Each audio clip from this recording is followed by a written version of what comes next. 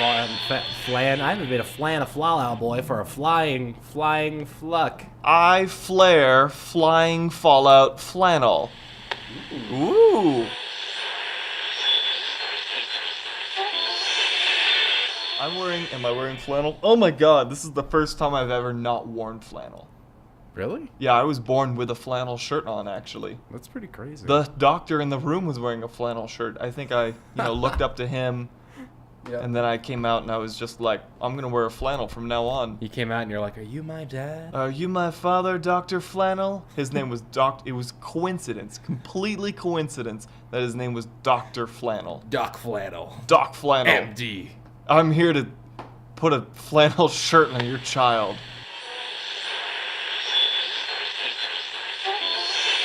I love girl socks, dude. They're so comfy. I stole some socks from Laura once, and they're great. I fucking love them. Like they're just like these little. They're like maybe ankle high. Okay. They're bright green. Like they're like turquoise color. Right.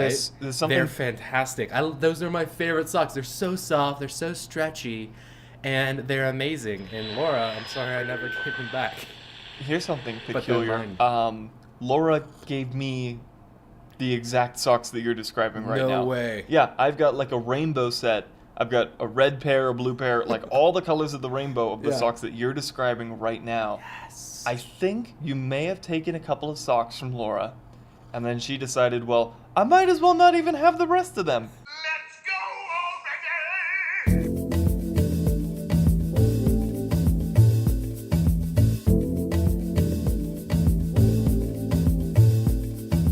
Well, welcome everyone to Zach Squared in the Morning. It's Zach and Zach in the Morning. It actually is morning right now, and Which is surprising because we meant to do this in the evening. we did. We were gonna do Zach and Zach in the morning, but it's evening because we didn't like the idea of getting up and doing things in the morning. But alas, here we are doing it now In the morning. in the morning. Because, Because life.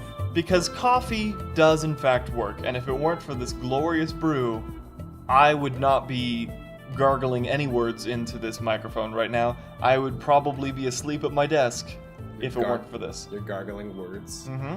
I just imagine you're like gargling a microphone. Just Yeah, I think that would definitely be taken as a different phallic symbol. I wasn't gonna bring it up, but that was my original joke. That was the original joke, Was but just like deep throating a microphone. that wouldn't be the best thing to do in the morning. I think maybe you should gargle salt water or something, because that actually is very good for your throat. I mean, it hurts like nobody's business, but it's good for your throat. Gargling a microphone, not as good. Not as good for you. Not as good, and aesthetically not as pleasing, even though gargling salt water is still pretty gross. Yeah. Especially when you're in public. Don't ever go out to like public places and just like start deep throating a microphone. I mean, unless you want to be that guy, I guess. I've never met that guy, but I can come up with about a list of 10 people who I think might do that. List of 10 people, go. Oh, I don't want to name names. I'm not going to do that. Absolutely not going to do that. Fine. Yeah, not going to play that game. Fine. There's some games that I'd like to play. There's something that I saw recently that was pretty fun. It was called, I don't know, like movie titles in short. I saw a bunch of funny ones online where somebody would pull up a movie and you give them a really, really short review, and I want to try doing that right now. Okay. So, Zach, Yes.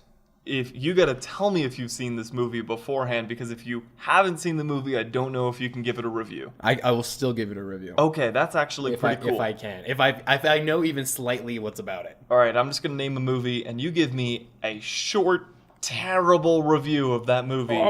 Coffee alert. Okay. Coffee alert. Okay. Yes. Have you seen Jurassic World? Mm-hmm. All right, give me a review on that.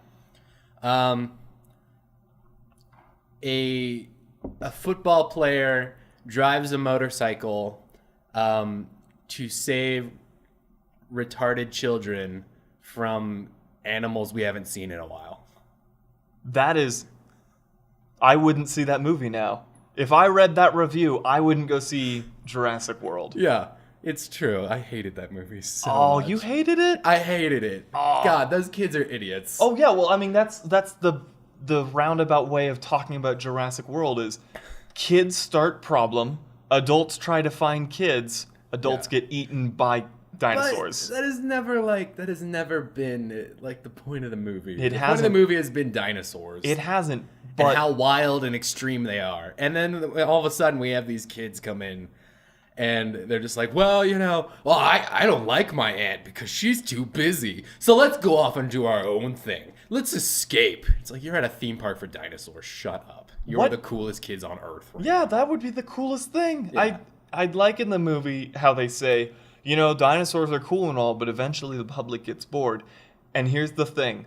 I think that might be true 50 years or 100 years after we discovered the ability to bring dinosaurs back. But in this movie, it's been like, what? What was it, like? It's been like 10 to 15 years. I think right? it's been like 10, 15 years afterwards. People would still be losing it. No, people would still be super pissed about dinosaurs. I'm being trying to think unleashed if on the kids earth. have ruined all the Jurassic Park movies. So Jurassic Park 1, the two kids end up... Actually, it wasn't their fault. It wasn't was their fault. Wasn't their They fault. were just part of it. They were just part of it. Yeah. But they end up having to take care of the kids. One of the kids gets electric shock therapy, Yeah. which is not the best kind of therapy. I don't know why that's even called therapy, because Yeah. it's definitely not. It's called torture.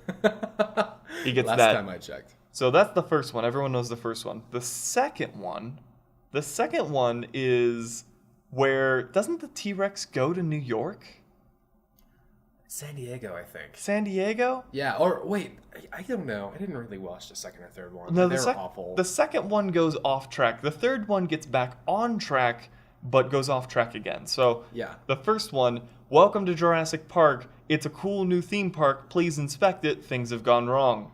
Jurassic Park 2, Isn't it? Oh, I do remember the plot of the second one. It's this family was like parasailing. no, that's the third one. That is the third one? That is the Then third what's one. the second one? The second one is Jeff Goldblum kidnaps baby T-Rex.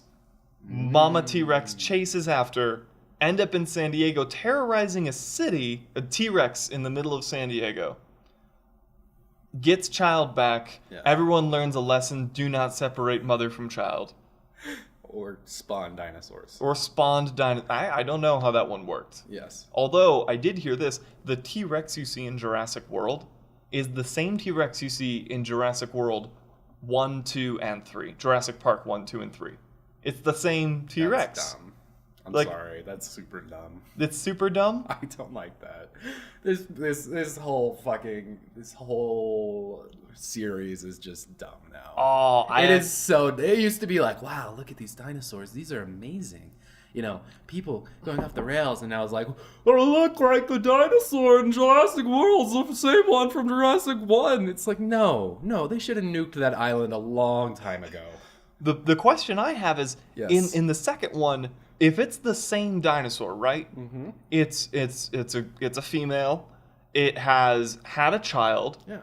Where's the baby dinosaur? Did they just gloss over that bit? They were like, let's pretend the second one never happened. So Jurassic World, it's the same island, or they just took dinosaurs from the Isle de los Muertos or something, the weird Spanish island that there was like the first three, and then put it on a new island. Are you talking about the island from Pirates of the Caribbean? Yes, Look, Isle de las Muertes. that's maybe in the same timeline. It could be the same island. You I never don't know. I don't. I don't pretend know. to Maybe fucking they know. eventually got to that island. They're like, all right.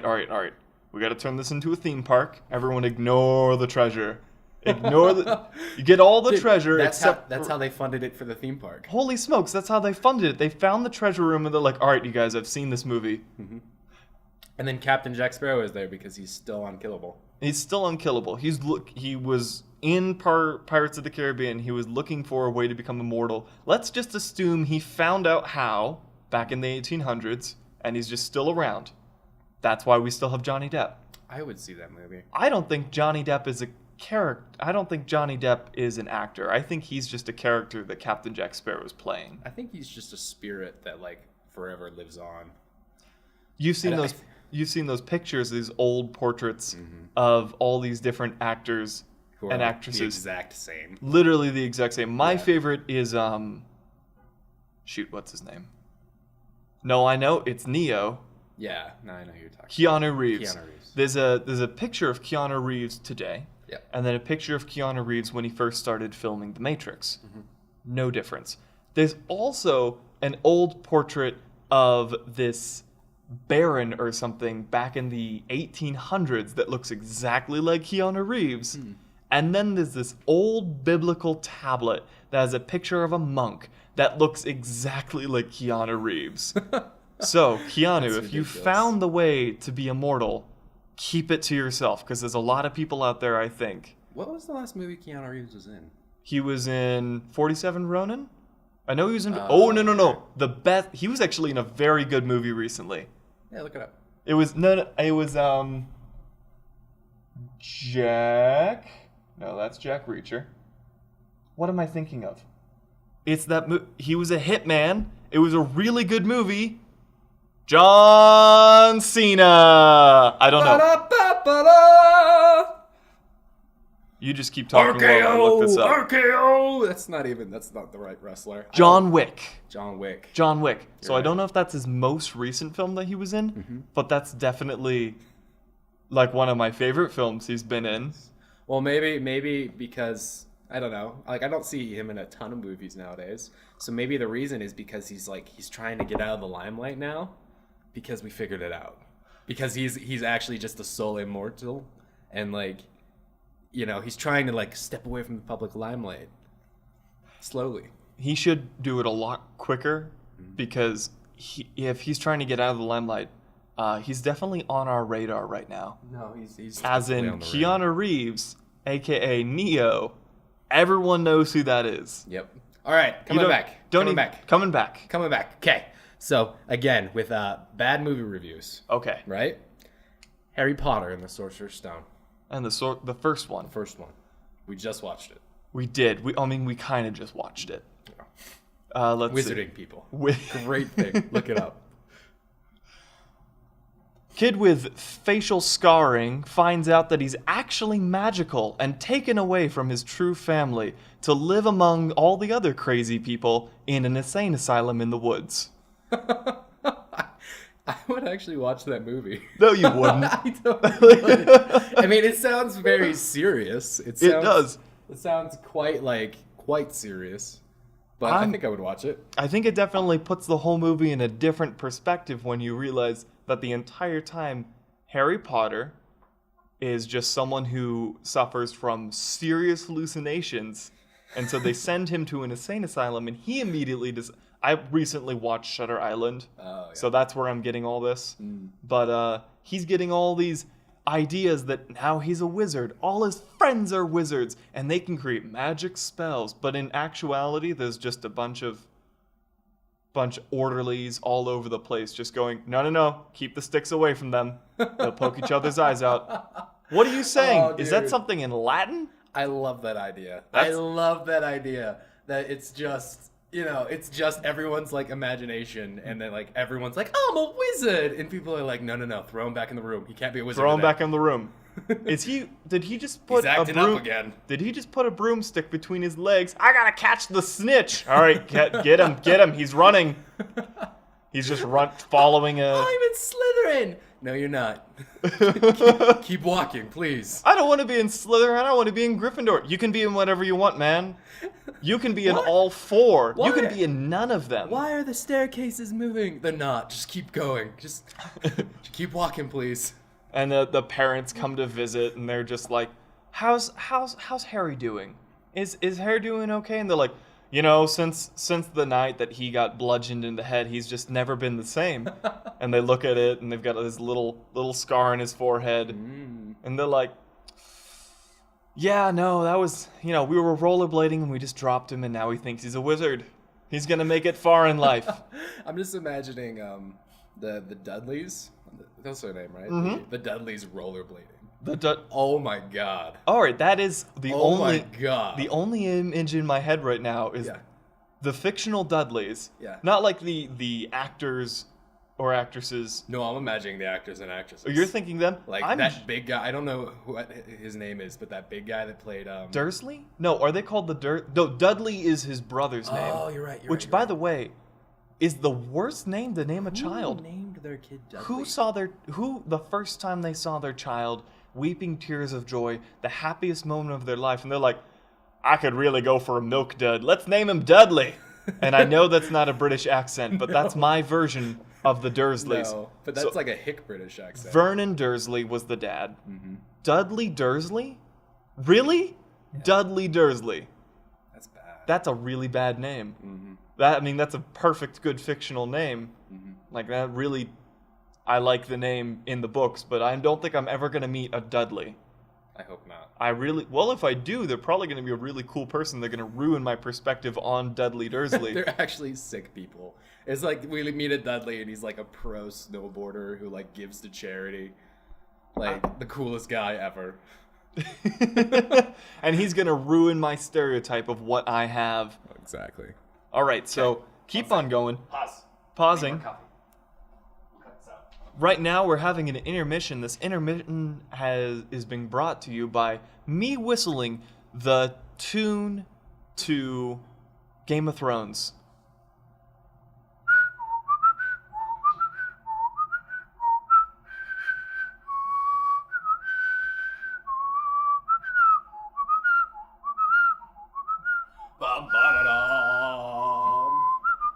Okay, I'm done.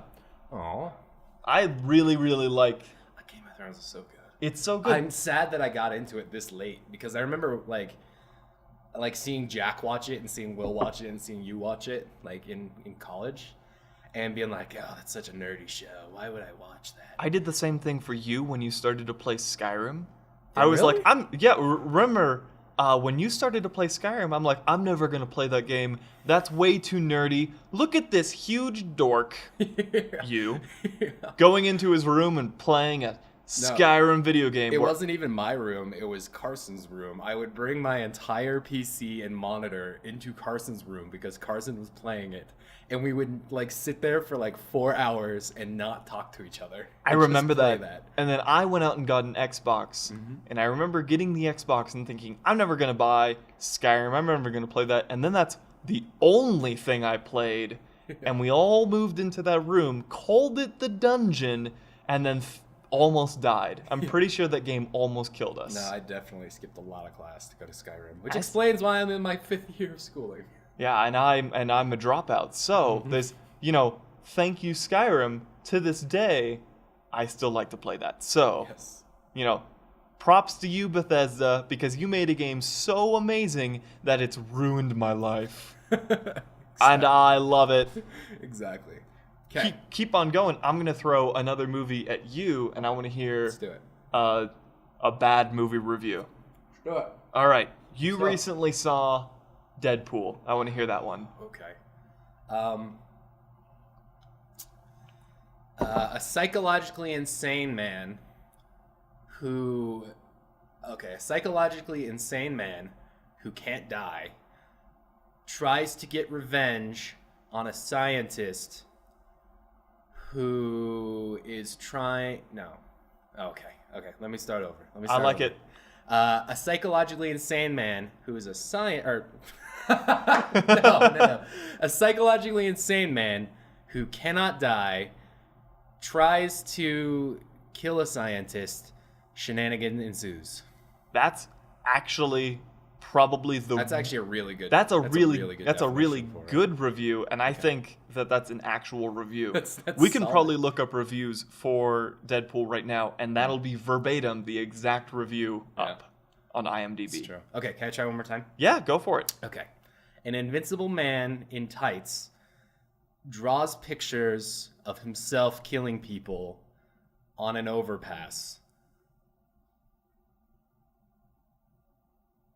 I think that's actually just That's it. That's the. I was trying to think of something else, and then I just my mind just went blank And just started thinking about that scene. Yeah, you saw my face. It was just literally like my mouth was open, just being like, "That was a good scene." That was a really good scene. I don't think that's even a review right there. I think that's actually what was written down for Ryan Reynolds, and they're like, "We need you to perform this scene," and then they just said, "You're going to be in tights, drawing pictures of you killing other people with crayons sitting on an overpass." Yeah. And he's just like, "Yeah." It's hard to give a bad review of that movie. It was a good movie. It was a good movie. But I think if you like took some time, sat down, bad movie reviews are a lot easier. But when you're on the fly, you're basically just gonna describe a movie. Yeah. But I like it. So give me a movie. Okay. Let me see what I can do. What's that? Titanic. Titanic. Here's a fun fact. I haven't seen Titanic. You know the story. I know the story. Jack and Rose. There's a part. I haven't seen the Titanic either. Oh my God. But Jack. We should have a Titanic night. We should watch it, but That's a super sexy movie. It is a very sexy movie. Okay. But so I haven't seen the movie Titanic, but I was a Titanic enthusiast when I was little. Yeah. I read books about the sinking of the Titanic. I had a huge infographic book about the whole layout and the blueprints of the Titanic. The building, the construction, which is the same thing. The building of Yeah. I getcha. We're good. All this different stuff, and then the sinking of the Titanic, and then the aftermath. I actually thoroughly loved the Titanic. Let me see if I can do a movie They're making review. another Titanic. Yeah, Did you see that? The Titanic 2? It's actually fully booked for its maiden voyage. That's gonna end I so think it was badly. back in 2013 that it was announced that they were going to make the Titanic 2. Which, by the way, was it White Star Lines? Yes. I think White Star Lines is the company that constructs, builds. I keep on saying constructs and builds like they're two different things. They might be, for all I know. They could. Someone's gonna tell me that those are two totally different things, but in my mind, they are not. But yeah, they're making a new one, and It seems ridiculous to me. it's not only is it ridiculous. Okay, so the Titanic sunk, right? Yeah. Do you know about the Britannic? The Britannica, yeah. The Britannic was the sister ship of the Titanic, which also sunk. Yeah. So anything not only Titanic related. Was the Britannica the one that got sunk by German U-boats? No, That started that helped World War II. no. This was a while later. The Britannic, if I remember correctly, was actually in a bay when it sunk, and it sunk at a it was in a bay, not in a port, but it was in a bay. And the only detail that I'm remembering off my head right now was, you know how the Titanic split in half? Actually, that was a big controversy at the time. We didn't realize and confirm that it did split in half until we found it sunk years later, where we only found half of it. A lot of people, especially White Star Lines, claim that no, of course it didn't split in half. That would be a huge design flaw. The Britannic did almost the same thing. When it was starting to sink, it actually had a tear in the exact same location as the Titanic, which means I just called it the Titanic. I noticed that. I was going to say something. I'm going to keep on moving forward with my life. But the Titanic, that totally looks very different than the Titanic. The Titanic. The Titanic. That's the porn parody of the movie The Titanic. Holy smokes, it probably is. And if it's not, they are not doing a very good job with the naming process over there. If the porn parody of The Titanic is not The Titanic, then we have to go have a talk with them. We need to have a meeting with some porn producers.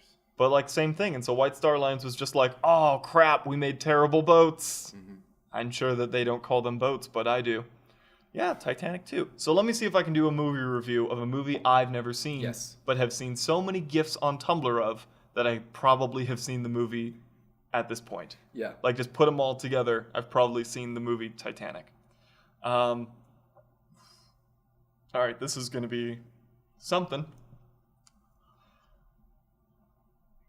Oh, no, I've actually seen somebody do a bad movie review on this, so I'm probably going to be able to, I'm probably cheating a little bit, but, oh, that's right, somebody took the Titanic and Willy Wonka and put them together, and they gave them both the same review, and it's the same thing. Kid wins ticket to go on magical ferry ride, shenanigans ensue. Except for with the Titanic, it's more of, kid wins the ability to go on amazing cruise ride. Oh shit, at this point, I'm just saying what the movie is. Yeah. And I'm not doing a funny version of it. That's okay. But Jacksickle is the only thing coming to my head right now, is the end of the movie when Jack turns into a popsicle. Side note, the Mythbusters did check to see if that debris could fit both of them. totally care. Totally. Well, I mean, Could it? They were talking about buoyancy is what they were talking about. They were like, hey, area-wise, absolutely, Jack could sit on there. Mm-hmm. Buoyancy, no. If he got on there, they both like sink closer into the water and freeze to death. So no, yeah, movie's right. Good job. Nice. I don't like reviewing a movie I've never seen. So the closest I'm gonna get is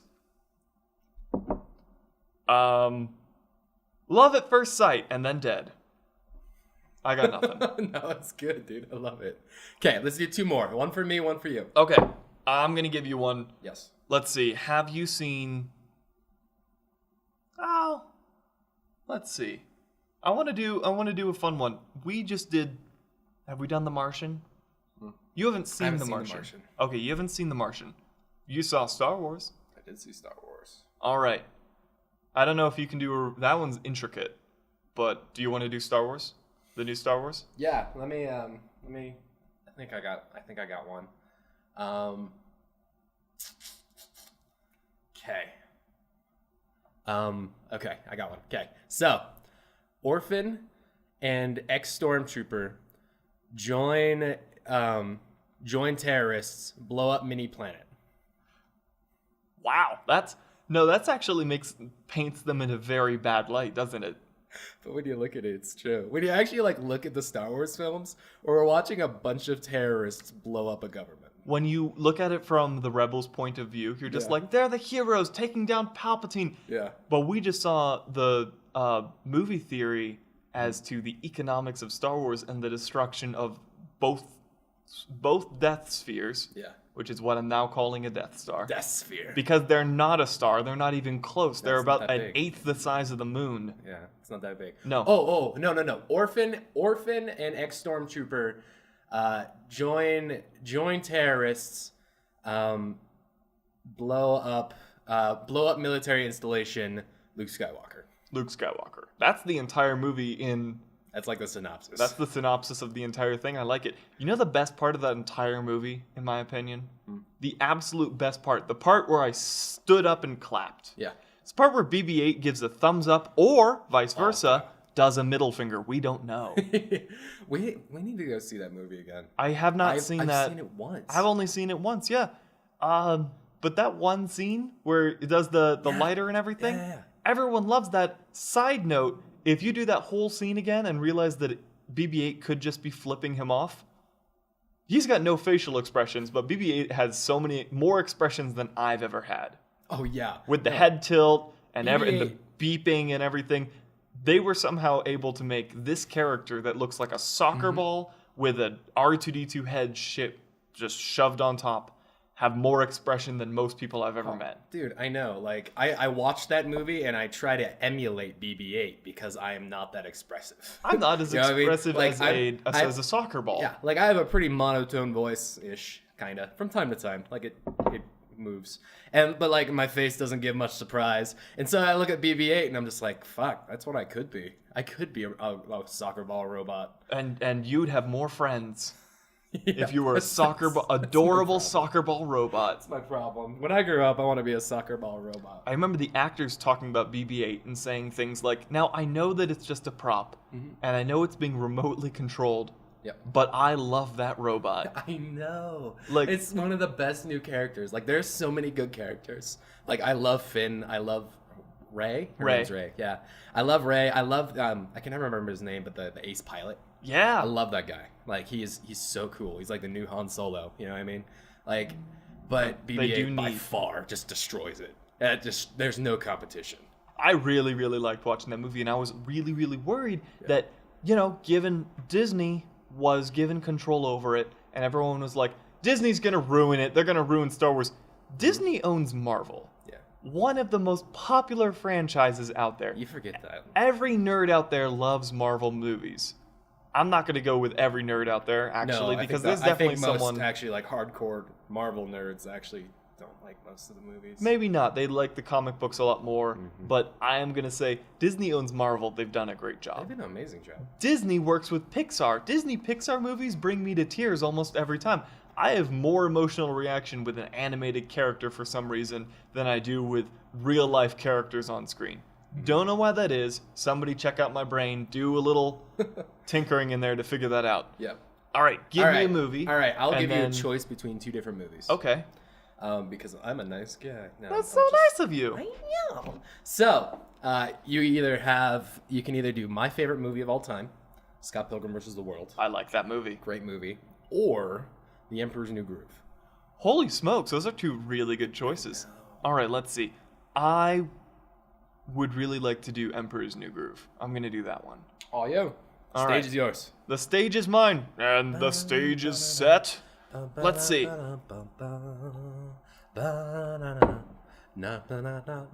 You know the end of the Lorax? I don't think I... Yeah. Actually, Okay, I've seen the one. there's a musical ending bit where there's a guy who plays the mailman, and he looks at the main bad guy, and it's Zac Efron who voices this guy, and he just sings "You Greedy Dirtbag," and I'm gonna go with that one where the whole review for Emperor's New Groove goes along the lines of "You greedy dirtbag." There's that. Yeah. So let's see. A greedy dirtbag learns the power of love via furries. So there you go. That's a very short synopsis. That's a horrible synopsis. Yeah, it's absolutely the worst. Nobody's going to watch that movie now, which is really too bad. Because that's a great I movie. love that. Okay. The Emperor's New Groove. Things about The Emperor's New Groove. I'm going to go over this a little Yeah. bit. There's a bunch of hidden funny things. Number one, what century is The Emperor's New Groove in? It's definitely... It's gotta be like 15th, Though that's 14th century. I'm going to bring up a few Peru? things that are going to like maybe it's not. So it's supposed to be. Is it Incan? I believe Yeah, it's. I believe it's Incan. I believe that it's set in the Incan era, and it's- Mayan. or I don't know. It might. I don't think it's the Mayans. I don't think it's the Aztecs. I think it's the Incans. Okay. Yeah. And there's a bunch of few things in that movie that make me think that it's actually in the modern era, because Yzma has a computer laboratory. There's a computer in the movie. There's an entire chemistry station. There's a roller coaster. There's all this stuff going on. In the middle of the movie, they go to a Mexican restaurant in the middle of the woods. I really think that it's set in the modern era, Oh, it has to be. and they're just messing with me. Oh yeah. So there's that. In the beginning of the movie, there's actually something that's pretty cool. The next time you watch it, I want you to look out for this. When Cusco is turning into a llama, while he's turning into a llama, Yzma actually takes the glass that she's supposed to drink out of, and she throws it into a cactus that's behind her. And it dies. It doesn't die. The cactus turns into a llama. Oh. Yeah, if you watch that scene again, watch that scene pretty carefully, Yeah. because you'll watch her. She doesn't drink it. She turns and throws it into the cactus that's behind her. Look at the cactus in the next scene. It's turned from a regular-looking plant to a llama-shaped plant, and it's one of my favorite things to Oh my look out God. for, because every time I see it, I just laugh. I laugh. I think that the people who made the movie really wanted that scene. They wanted you to notice that. But for some reason, nobody notices that the plant in the background has turned into a llama. It turns... Oh, dude, that's fantastic. I love it. And that whole movie from beginning to end is a piece of art. I just love the idea that there's some type of potion or there's some type of liquid that turns everything into llamas if you just throw it on it. I would turn literally everything into llamas because I think llamas are the coolest and funniest creatures on earth. Like my cat, Nilo, like totally would be a llama. Sorry, Nilo. He's glaring at me now. So we live in Utah, and you've driven around rural areas around here, right? Have you seen llamas in people's backyards? I said once in Draper. Once in Draper. All right, I saw a zebra in Draper. I have actually seen the same zebra. Right? I've seen that same zebra, and there's another guy up in Logan who has a zebra, and he has a zebra, a couple camels, and llamas. And I actually looked this up to find out why there are so many people who have llamas. Yeah. So people who go out and get horses are getting horses because they want to ride them around. They want to basically they just want to have horses because horses are pretty cool. Yeah. Llamas are more fuel efficient than horses. Really? They eat less and they move a little bit slower, but they can walk just as farther. Yeah. All the llamas you see are actually pack animals. No way. So the llamas in Utah are used as pack animals. They basically just take the llamas out on hikes and they just put a bunch of gear on them and then just walk with them. Like, instead of a donkey, which is a lot more stubborn, or a mule, which is a lot more stubborn, or a burro, which is a lot more stubborn, or a horse, which is a lot more stubborn, they're all terrible. I don't like those animals. You have a secret hatred. I don't know. It's not very secret since I'm saying it out loud and recording it. Okay. But Fair enough. but llamas, like all these llamas that you see out there, are actually working llamas. And So do they ride them like horses? no. No, they just pack on. They just put packs on them. Yeah, Okay. they don't ride them. Dude, I want to get a llama and then walk cross country. That would be pretty my cool. llama. You'd get a lot of looks. So I would name my llama Steve Buscemi, and I would walk across the nation saying, "Me and Steve Buscemi are walking across the nation together." you'd become a popular icon. I would, and the thing is, I think people would actually think that me and like the actor Steve Buscemi would be walking across the wastes together. And I think they'd Google image it and they'd be like, "That is a llama. That's definitely a llama. I think it's a llama. It's probably a llama." Why are Zac Efron and Steve Buscemi walking across the waste together? Oh my god, that's definitely not Zac Efron, and why is that a llama? What is happening in the world today? Everything I've ever known has changed. So that all came from just doing a quick review of I was about to just say Cusco's New Groove. It's the Emperor's New Groove, but Cusco, I like him. He's a fun character. Cusco, yeah. No, I saw a graph recently. Some nerd was like made a like one of those Pie charts? not a pie chart. It's where Infograph. it is an infograph. Line graph. It's I'll keep going. Shut the fuck up. Okay, So cool. there's it's like one of those things. It's like a T graph, and then it shows like they have two different axes, and like the top and bottom axis is like memorability, and then the side ones are good movie. And they put The Emperor's New Groove as memorable, but as a bad movie. And I was like, you're insane. Like, this movie's great. Like, it is fantastic. It is so much fun. It is showing a culture like nobody ever sees. It's actually fun for like all ages too, because young kids love that movie. You get to see an animated llama, and you get to see love and happiness bloom, while also watching a very large man talk to a squirrel in Squirrel. It has everything.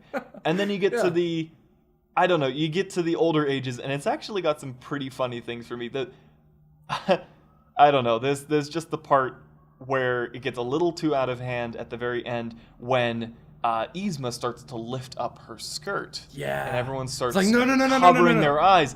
And I remember watching that as little. I'm like, I think this is going a little too far. And then it's got a knife, and everyone's like, they were like, happy oh, thank God. to see a knife. Yeah. That is a scene for the older generation to watch that movie.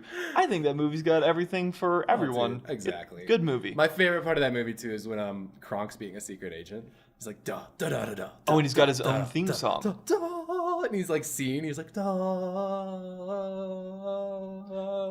Somebody Da-da-da-da,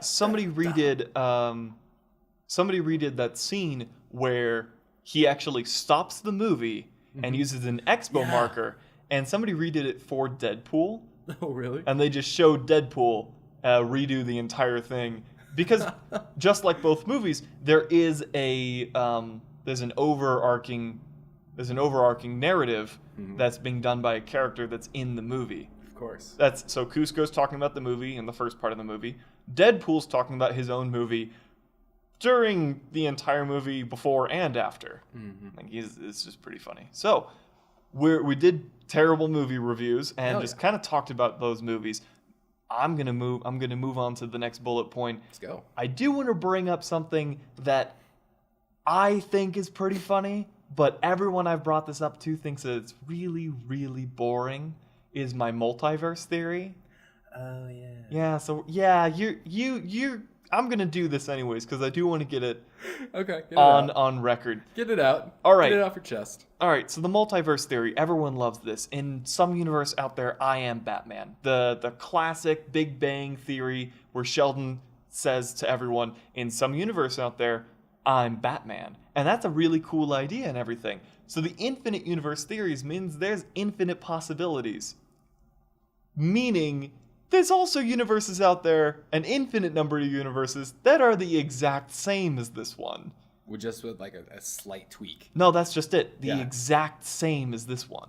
Well, there has to be like a slight tweak, or else it wouldn't be the same, right? It could be a slight tweak. So but like, there's a universe where I moved my I'm moving my mic right now. Just like I moved my mic a little more, and then everything else is exactly the same. Nothing happens because I moved that mic, but because there's a universe, because there's an infinite amount of universes where everything could possibly happen. That's it. yeah, there's an infinite number of everything could possibly happen. But in order for that situation that you just did to happen, everything before you had to have happened the exact same, right? Yeah. Okay, so maybe the slight tweak in our universe that happens hasn't happened yet. It's far in the future. Okay. I get you. So this universe that we're in right now, and infinite, by the way, is not a number, it's completely endless. It's forever. That means there's an infinite number of universes that I'm Batman. Yeah. There's an infinite number of universes where I'm also the Joker. There's an infinite number of universes where I'm both Batman and the Joker. That'd be a good movie. Wouldn't that? I've actually seen that. So there's I'll tell you about that in just a second. But the infinite universe theory, as cool as it sounds, also has its downside, where there's also an infinite number of universes that are literally the exact same as this one. Going to the Batman one, I saw this cool picture. There's actually, I think, a comic book series where instead of Bruce's parents dying, Bruce is actually killed. Really? And so, in this parallel universe, the theory is when Bruce is killed, the mother goes crazy, absolutely loses it. She loses her mind and becomes the Joker. Huh. And the father tries to figure out a way to stop this from ever happening again and becomes Batman.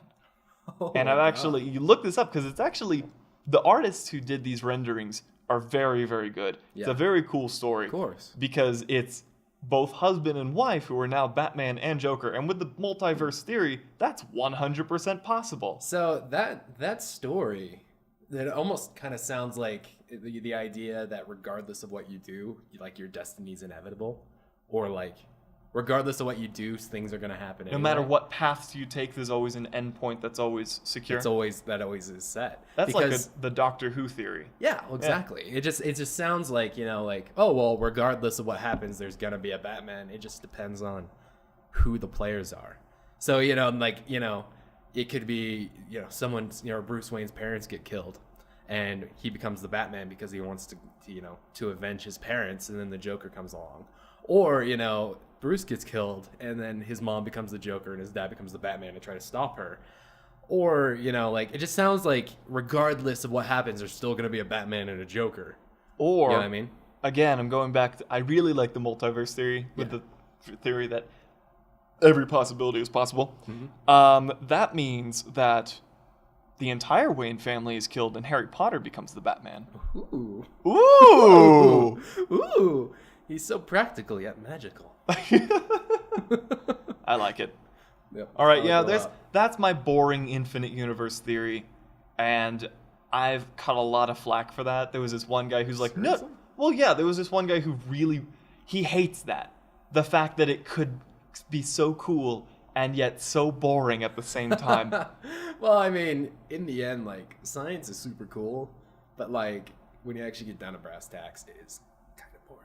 Oh, And, yeah. just the way they figure things out, it's so boring. And it's the same with the multiverse. It's cool to think man, I could be Tom Cruise and be starring in a ton of movies and stuff like that.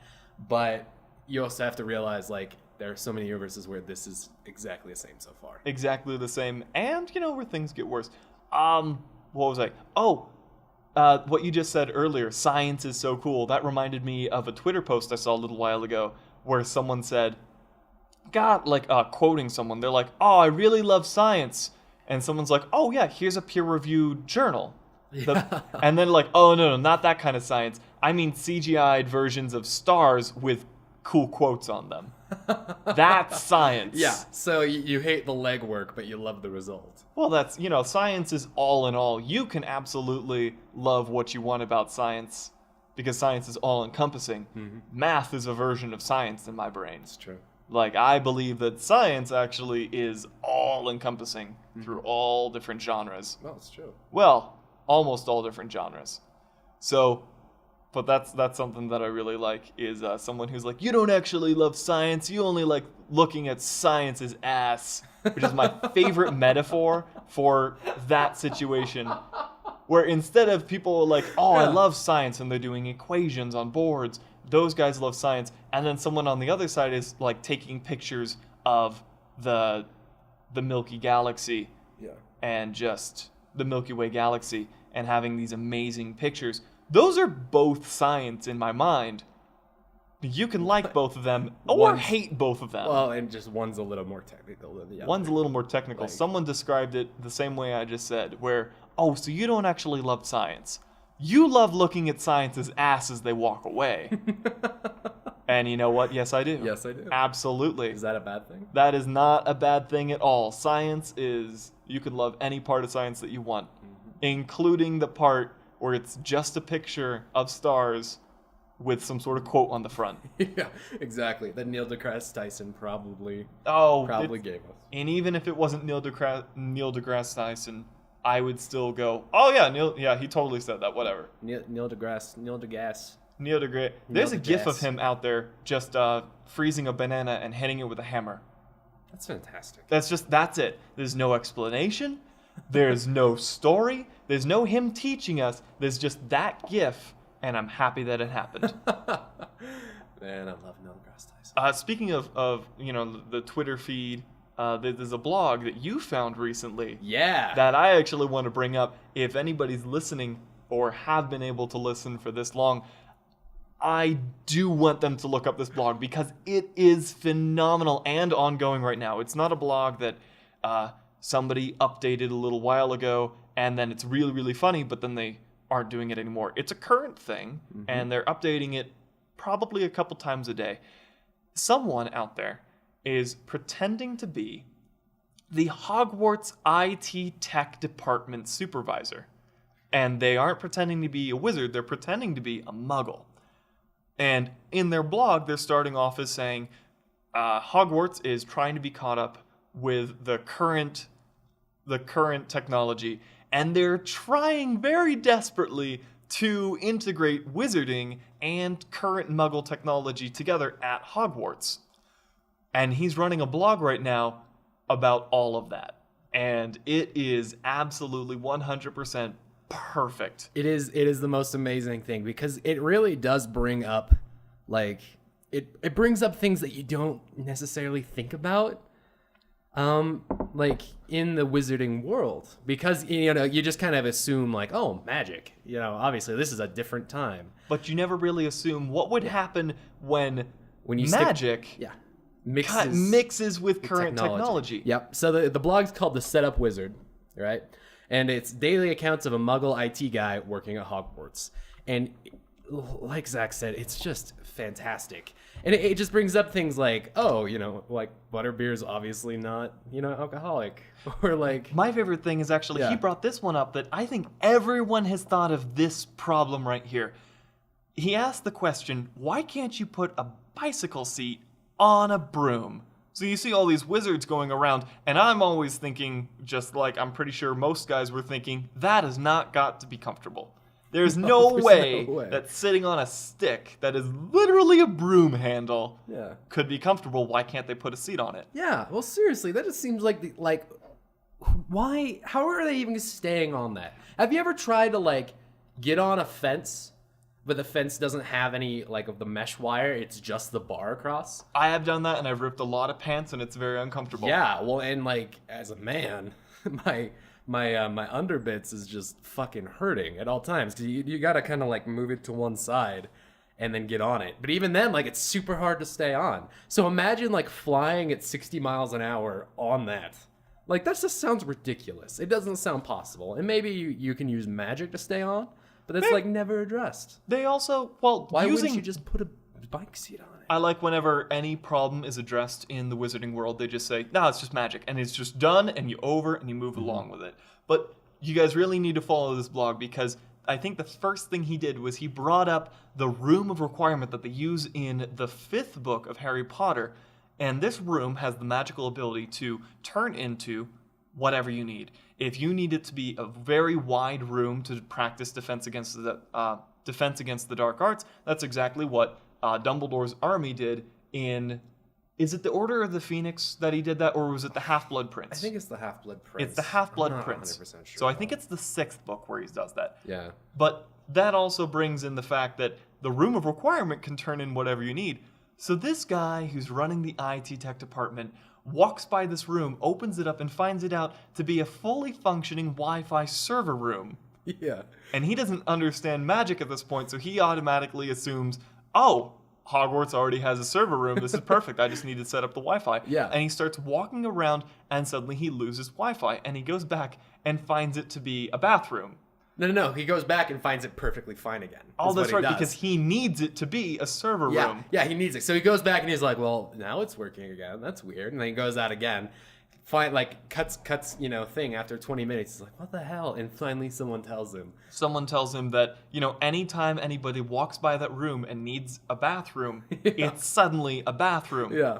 He's also very, very upset by the fact that he's at Hogwarts right now and there's no Starbucks. And apparently there's a law, some wizarding law, that prevents the room of requirement from producing unlimited amounts of food. Yeah. He really, really wanted a Starbucks. Yeah. And so he was... Exactly. That is the worst part. I don't know what rule that is, but they really need I think Hermione actually addresses that one. Does she? I love the Harry Potter books, I really do. So Hermione brings that one up when in the 7th book, they are on the lam, they're running away, and Hermione, they were like, why can't we just use magic to produce food? And Hermione actually explains this law. Mm-hmm. There's actually... It's not a law that someone came up with, not like a rule, like a muggle rule, like, hey, guess what? You cannot put a horse in a bathtub. That's a real Utah law that some Utah lawmaker came up with. I want to know the story behind that. I do want to know the story behind that one, Yeah. but this is like a magical law, like a scientific law that you cannot simply produce food. Mm-hmm. And so she explains that one at some point. That's amazing. No, one of my favorite posts of this whole thing. So I like technology. Like, I'm kind of a nerd that way. I love building computers. I love doing all that, right? And so I'm a big fan of the geekness. You know what I mean? It's I'm not a huge geek, don't get me wrong, but I love anything that promotes technology or anything. So there's this post that says, it's amazing how quickly the attitudes of the pureblood students change when they realize they need someone with muggle connections to give them access to smartphones and tablets. For the first time in Hogwarts history, I think there's a legitimate cultural shift leaning toward those with muggle blood. As a wise man once said, it's hip to be square. It's like, oh yeah, these super racist, probably Slytherin, I'm not gonna do it, hate muggles and in mudbloods.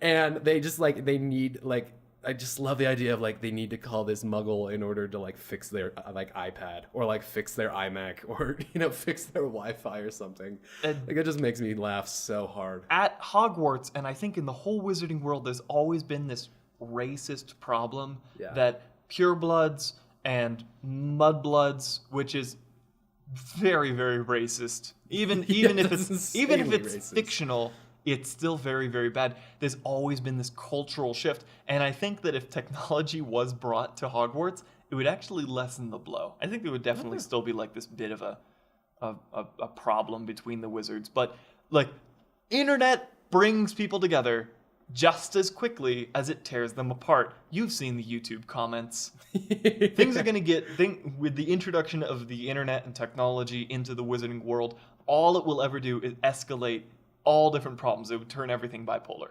I think that people who are excited about technology in the wizarding world being brought in, all they would ever do is just accept, and it would be amazing. And some nerd like you would show up and start building computers and running apps and figuring out Wi-Fi, and people would love it. And then there would also be those dudes who use the internet for bullying, and it would just happen both ways. Well, yeah, the thing at first, it would be like what happened, in middle school and high school, which is, oh my God, those nerds. You know what I mean? Like, you get super made fun of because you like technology, you like computers. It's the same thing. You like building robots and stuff.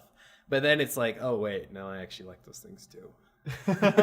It would take some time. The same thing happens in the Wizarding World, although I'm very upset about this. You know how Harry and Ron complained about taking finals? Mm-hmm. I hate that because their finals, and Harry should get this because did not know about magic growing up. Harry should be stoked for this. Oh yeah. Like, magic? You're turning a toad into a teacup. That's amazing. Like, I think everyone would be a Hermione. Mm-hmm. Every single person in the Wizarding World would be a Hermione. Well, I mean, not everyone, because, like, people have grown up in magic. You know what I mean? Like, people knew. But, it's like, boring Harry, to them, yeah. If, like, I grew up not knowing there was this ability to do whatever the hell I want with a wand. Teleporting is a big one, too. Yeah, well, exactly. And then, the ability to do all that. And then, like, out of nowhere, I get like, sent to this school, and I can get taught all these crazy, like, things that I could do. I'd be stoked to learn everything I possibly could. I think that's actually a very cool thing to realize is all the Mudbloods, all the Muggleborns at Hogwarts or any other affiliate wizarding school in the world would actually be better students than any wizarding student ever. Oh yeah, guaranteed. Just like like to a real world example. I've seen this kid this is a really, really cool story in I don't know which nation it is, but he's in a very not developed country, and he lost control over his arm after a stroke when he was very little. Okay. And this kid, who has grown up in a place with no technology, very little medicine, and not that much education at all, has figured out to make a robot prosthetic. It's an exoskeleton for his left arm to make his left arm work again using neurological input. Yeah, I've heard about that. He's figured out how to do this. And that's the same thing. He's grown up without this technology, without seeing this, without computers. And so, given the little bits that he has been able to take it and make it amazing. And that's the same thing in the real world as it is in this wizarding world. Someone who doesn't have anything and is introduced to that will absolutely take advantage of the situation. Oh yeah. Some of the smartest people I know are people that grew up without the opportunity to, to succeed, without the opportunity to be educated. Because their enthusiasm is peaked exactly right then. And because, they've worked hard and they've earned it, and so they know the value of education. Whereas, I find it hard to go to my sociology class because it's right after work and I don't want to walk. You know what I mean? Yeah. And it's just like, I'm sure I'd learn something great, but it's just like, oh God, I don't want to walk. And I just got home. I just want to watch YouTube. Whereas this person literally grew up without the easy education route, which a lot of us Americans are born into. If, you go to high school and then you immediately think you have to go to college in most cases. And so it's just like, oh, well, I'm an underachiever by a lot. Just like that. Nah, I just want to stay home and watch CinemaSins instead of get an education. I think in that sense, Hermione is one of the best role models to come out of a fictional world. That of definitely the top 10 role models. Someone who grew up. She was the daughter of dentists, and she ended up going to the wizarding school, becoming the best witch of probably all time. I don't know I forget how the story ends, but I'm pretty sure Hermione ends up. Well, she married Ron, so how good could she possibly be? Book Ron is one of my favorite Rons. I love him. No, Ron in general is I wish in the movies Ron was a little more kind of like his brothers, where he pulled tricks and stuff. Yeah, and be less Ron's the very the nervous character. Well, that's him in the movies. In the movies, books, that's what I'm talking about. In the books, he is 100% pure Gryffindor. He's this brave, stout warrior of the wizarding world, and it's really, really cool. Well, and see, in the first movie, you see glimpses of it, with the chess scene, and then like he actually throws himself into danger and like potentially being killed for his friends. Yeah. Like that's big. I mean, that's 100% Gryffindor of being brave. Yeah. But like the rest of the movies, he's just kind of like that whiny character. I mean, I guess in the later movies, like when he goes off, he argues with Harry for a bit. Yeah. And then he goes off and like finds them and comes back. But even then, it just sounds so whiny. It does, and it's really too bad. But Yeah. you know, even then, like great movies.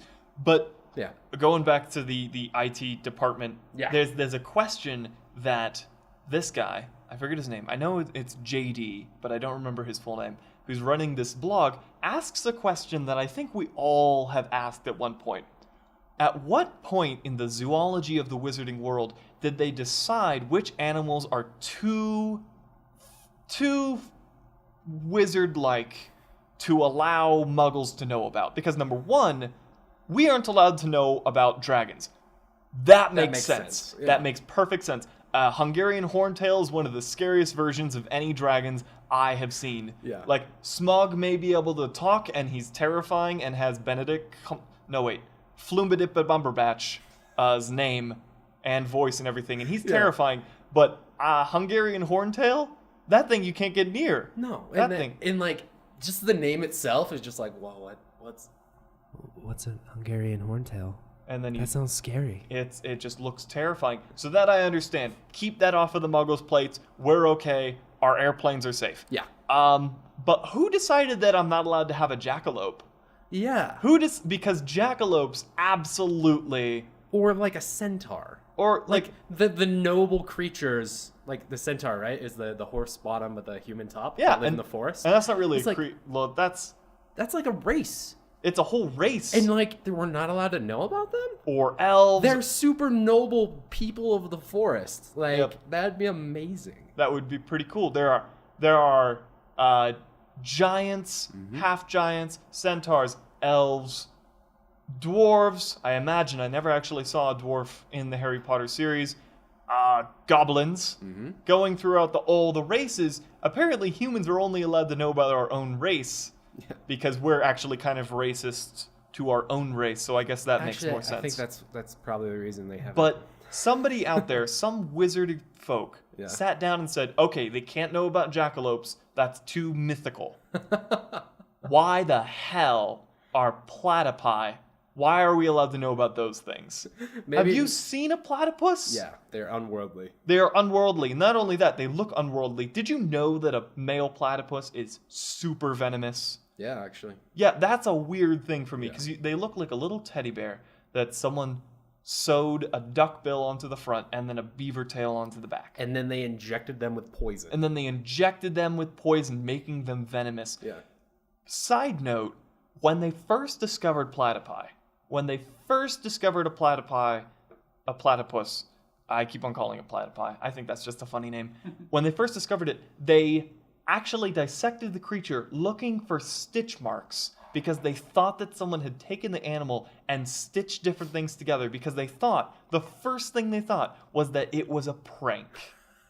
That is the first thing the people who discovered the platypus thought when they saw it, was that there's no way this is real. Yeah. That's a prank. Well, and like even with all of our scientific findings and like dissecting him and like everything to our current modern scientific standards, we still think it is. Like the first time anybody sees a platypus and they're like, no, it's not a real creature. So I definitely think that a platypus definitely is a mythical creature in the wizarding world that they just glanced over and they're like, well, that's normal enough, right? Oh, crap, we forgot it is magical. Yeah. There's no reason ever for that to exist. That's my theory is like they did like a really good job or like, but after a while it got shaky and then they let a couple animals go. Yeah. They were just like, oh God, like they saw a platypus. Ah, fuck, we gotta tighten our reins, and then they tightened it up a bit so like no one knows anything about like the animals they currently protect, but like they accidentally let the platypus through for some reason. Yeah, so the platypus is on the same, I forget what the name of these creatures are, but it's when you mix different creatures together to make a whole new creature.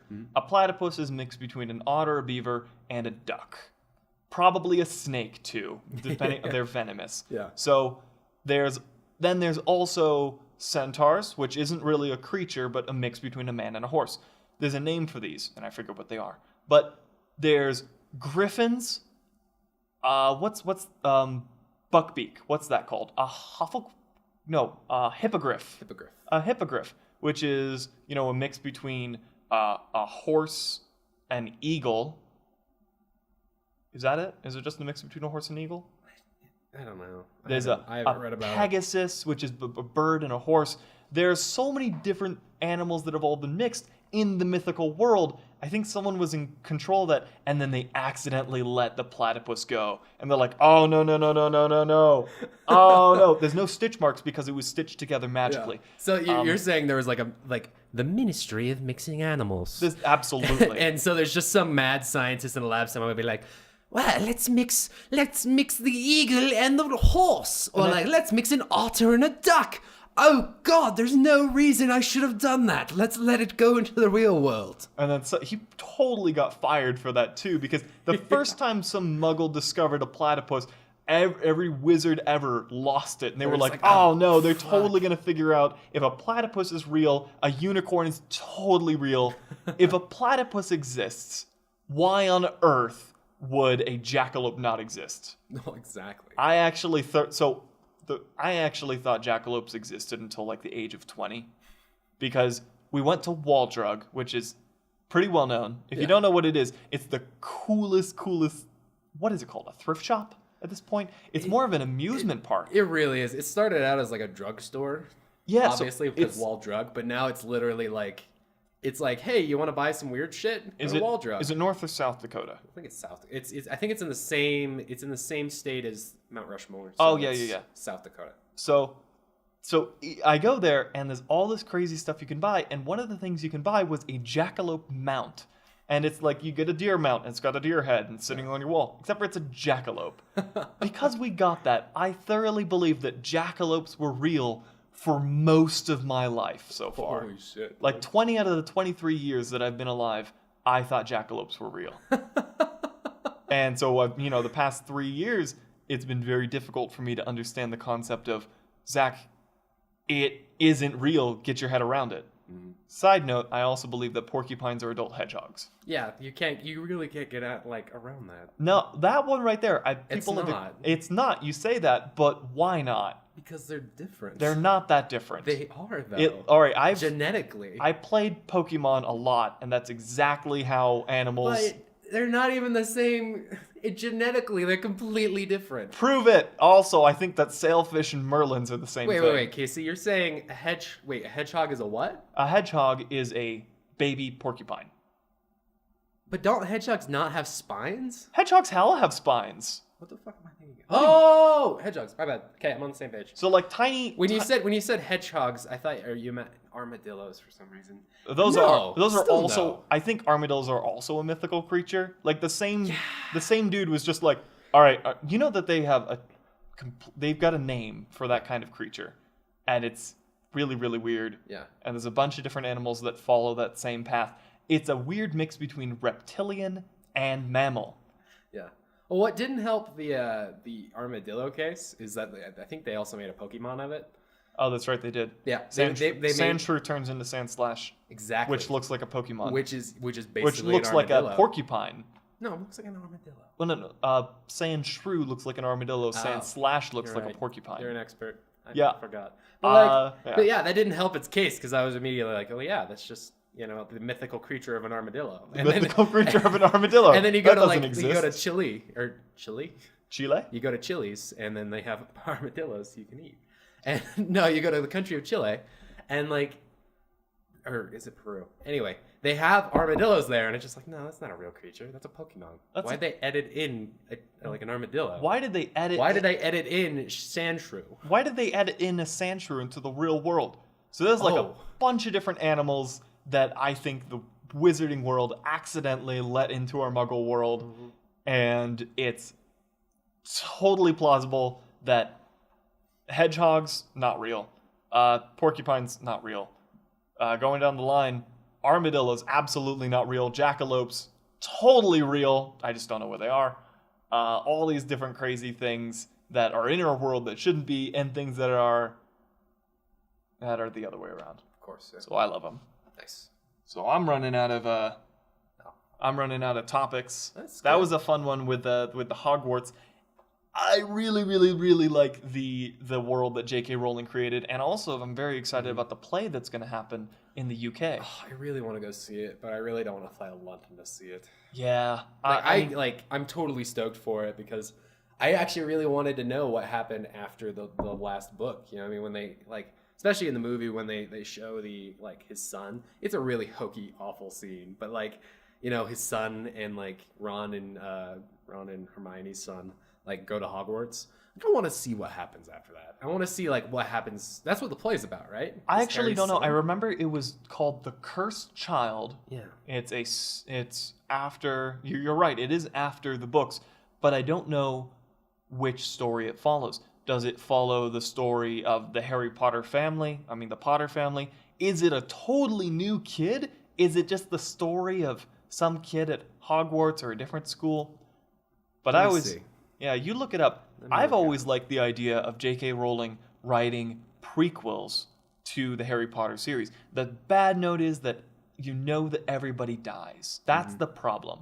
So if they had a prequel about James and Lily Potter and all the Marauders going on their little adventures and just having a good old time at Hogwarts, I would buy that. I would pre-order that. I would read it the day that it came out, and I would love that absolutely. So I was right. So it's while Harry grapples with the past that refuses to stay where it belongs, his youngest son Albus must struggle with the weight of the family legacy he never wanted. As past and present fuse ominously.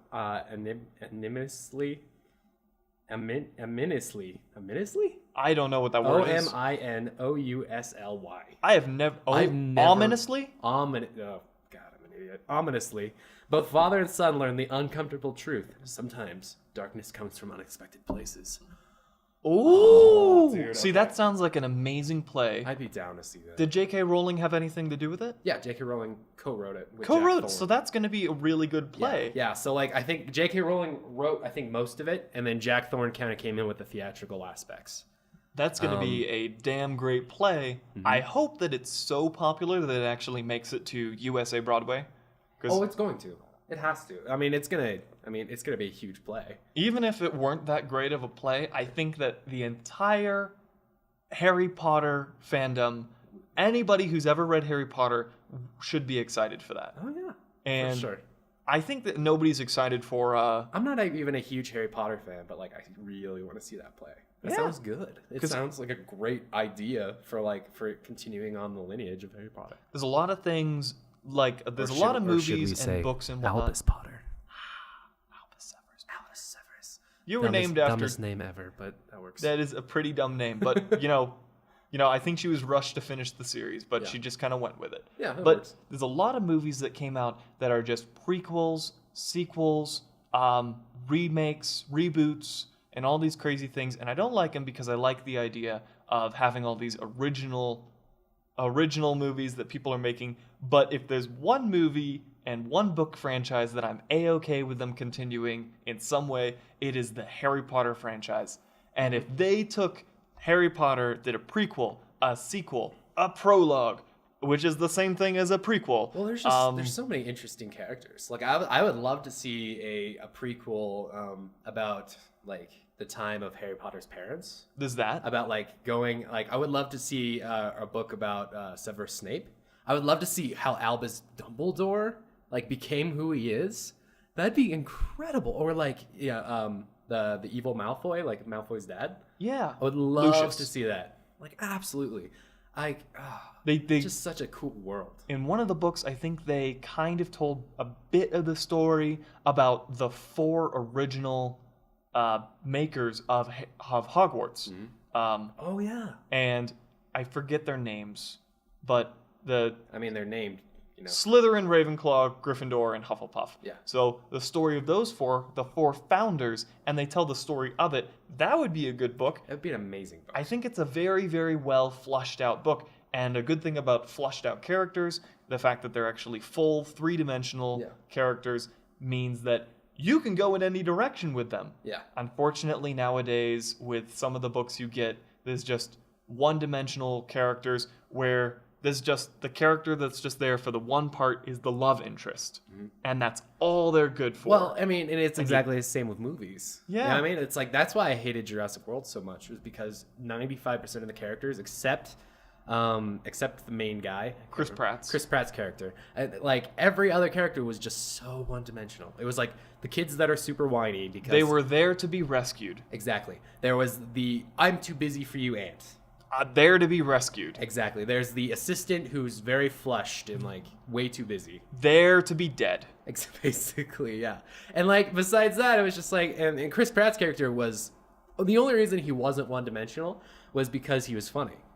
They made him funny. He had a background story. They mentioned he was in the Navy. He's got a military career. He's got this I don't care attitude until it comes to taking care of the animals. Then he's got like this love relationship. Yeah. You know which characters had more character? All right, which? The dinosaurs? The dinosaurs. The dinosaurs which, good job, because it is Jurassic World. It's supposed to be about dinosaurs. The raptors had more character in them than most of the actors in the movie. Well, exactly. Actors and actresses. And like the main, movies are, in the end, is about there's a problem and then there's a hero trying to save the problem. There's a whole circle of adventure that actually, like almost every movie follows. You can follow that. It's like, like 85% of movies have that. And the problem was, in the end for that movie was the kids are in trouble and we need to save them. But I didn't give a shit about the kids. I wanted the kids to die because they were so fucking annoying. I actually thoroughly wanted the Raptors to win. Yeah. I was pretty excited at the end when... You know what would have been a great movie is if Chris Pratt became, king of the Raptors and he made his own island. It would be actually very funny to see that version of the ending where there's Chris Pratt walking around and I imagine just things that he found in the forest and he's wearing like this survival man's outfit with a cane and everything. He's walking through the forest with raptors following him around.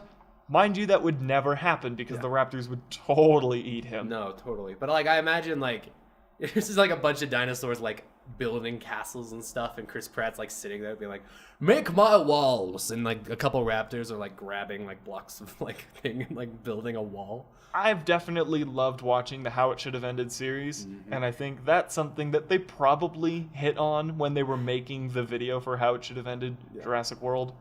They were probably like, what about the ending? What if he doesn't go with the girl and he goes with the raptors? Dude, yeah. And somebody sat down and said, why don't we do that? And they're like, it's almost too kooky for us. Which is surprising. Yeah, they do some pretty kooky stuff. I know. My favorite video of that is Star Wars Episode 2, I think it is. When Padme tells Anakin that he's having his kids. Oh, and he just goes, and instead of brooding and instead of just oh, well, we can't tell anybody. He's like, I'm gonna be a dad, and he gets I'm gonna be a father, and Padme is like, Anakin, shut up, and he's like, no, I'm gonna be a dad, and he leaves the Jedi Order because he's so stoked on being a father, and that's how it should have ended. That's if he wasn't such sense. A brooding, angry character, then that's what would happen, and that's actually happened in the Star Wars universe. Jedis have left the Order before.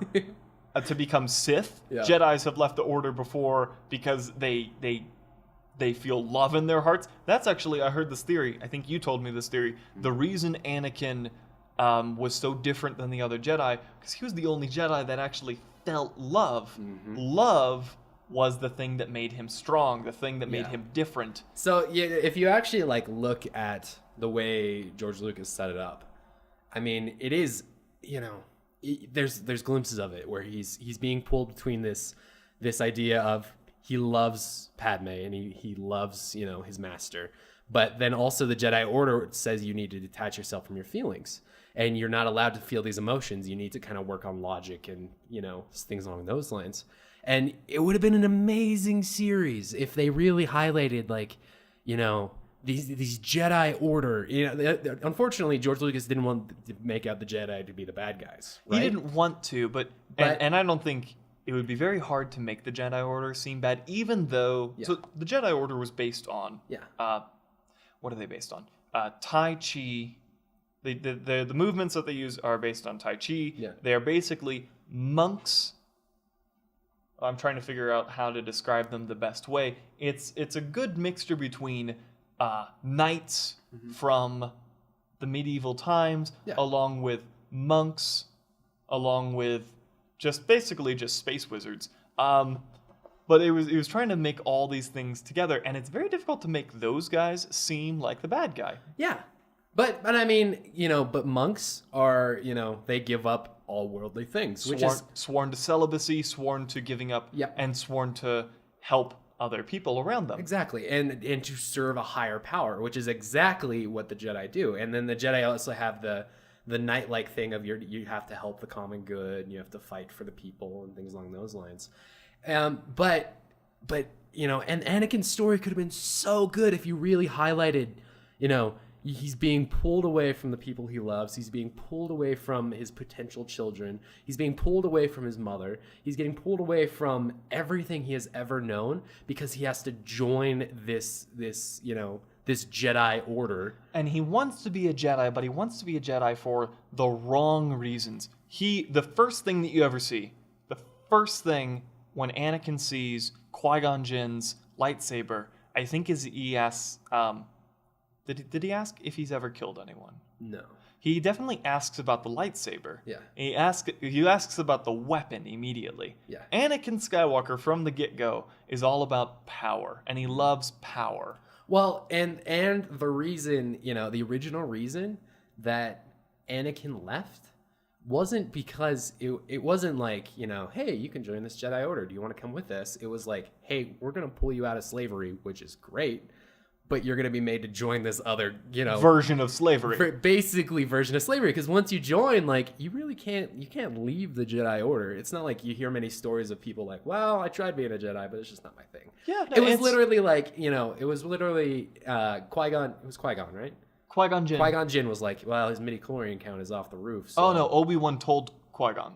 No. Qui-Gon told Obi-Wan. Yeah, Obi-Wan was on the ship. It was like, well, I can sense his midichlorian count is through the roof, so we're just going to take him. Yeah. And his mother, had no Shimi. I have no Shimmy. It's like her name's like Shimi or something. She had a little input, but what was she gonna say? No, I'm gonna keep my son here enslaved to Greedo On Tatooine. The worst planet. This basically religious order is gonna take him and show him the galaxy. Of course she's gonna say that. But in essence, she's just basically taking him from one slavery and putting him to another. It's just not portrayed as a slave thing. It's portrayed as the same thing with knights of the medieval time. They take an oath to serve their higher power, which turns out to be a mixture between God, the local lord, the king, and to serve all these different people. And we keep on referring it to as slavery, but it's really it's a version of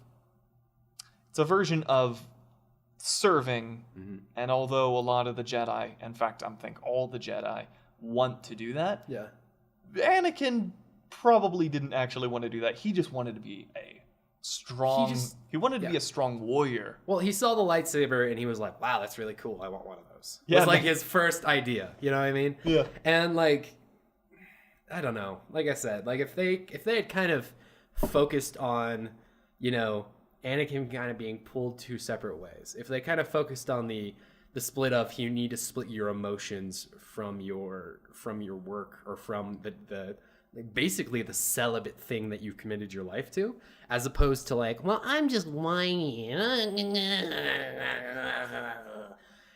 That's a very good impression. We all know who you're talking about. Yes, exactly. If they had done a better job of explaining that, I think the prequels would have actually been pretty good movies. I mean, all the action, pretty good. That's actually one of my favorite parts is, so 4, 5, and 6, the lightsaber duels. Everyone loves the lightsaber, right? Mm-hmm. The fourth movie, the lightsaber duel is more of... There's not really... It's like two swings between Obi-Wan and Darth Vader. They're just hitting the sticks together. Yeah. And you can actually see the stick that they're actually using, the which actors is pretty using. funny. Yeah. And I like it and everything. And there's all these theories that I saw out because the reason it wasn't that great of a battle is because they're both so strong with the Force that they're holding each other. That's crap. Yeah. Don't give me that. Don't give me an excuse as to that. and then 5 and 6 come along, and Pretty good with the lightsaber duels. I'm only talking about lightsaber duels right now. Gotcha. Where pretty good with the lightsaber duels. There's this one part where Luke ends up force kicking. I don't know. You've seen that from the 6th, where he's fighting a guy and he just kicks in the air and his gun flies out of his hand. Clearly, we're supposed to assume that he kicked him in the face. He did not. But then you go back to the prequels, and they went all out when it came to the prequel sword fighting. The lightsaber duel between Obi-Wan Kenobi, Qui-Gon Jinn, and Darth Maul is by far my absolute favorite lightsaber duel of all the Star Wars. The Battle of Fates. The Battle of Fates. The music that went along with it, the scene itself, the whole thing is my absolute favorite. Well, it's just so good. It's so well done. You know what I mean? Like that the rest of the movie is meh, but like that one battle is still one of the best Jedi battles put to film. And I mean, even in the new one, like the new one with Rey and Finn and Kylo Ren, like it's pretty good.